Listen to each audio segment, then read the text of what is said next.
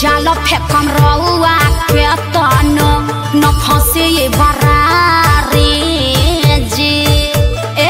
महंगा पलहंगा न लटाई घाटा लग जाई भाव उचित बताई छौ बहनी कराई ताजेतन रुपया कहबू तो हके ओतने रुपया दे सुन साली हो। अब हवा कैसे पसेरी 2 रुपया हो 2 रुपया 2 रुपया हो 2 रुपया चोली रंगाई दे 2 रुपया हो चोली रंगाई दे 2 रुपया हो साया रंगाई पौने 2 रुपया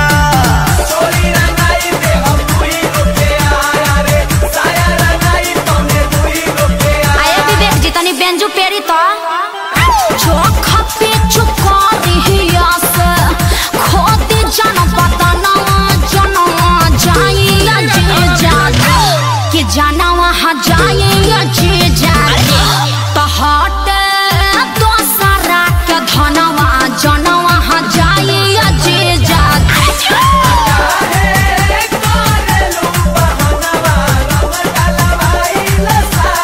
Come on oh yeah हाय रे टके जवानी हजेजो अतना मोलाई करवाए 1000 2000 तक कुछाओ नइखे लाखों में हम बतियाए ना। अरे नहीं करो ना नचनी यार रंग सरे ई तो होली के भेकसी नहीं उड़ी बाबा रंग सरे ई तो खपेरा मसी नहीं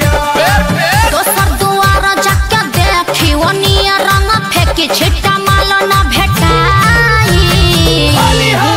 अरे कहता आधा काठा लिख दे हबखे अरे पूरे लिख दे बाकी डालब भर पे। अरे खेत बेचवा बनबो का ब्यास तो तहार का जाता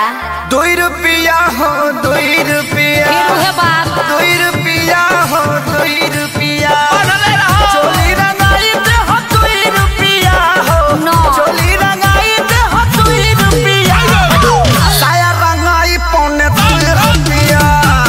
चोली रंगाई दे 2 रुपया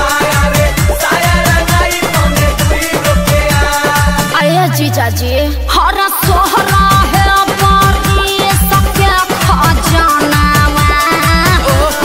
करब हजे जहाँ तो ने हम अरे कौन पानी फेंकत रे एकरा कहीं का बढ़िया देब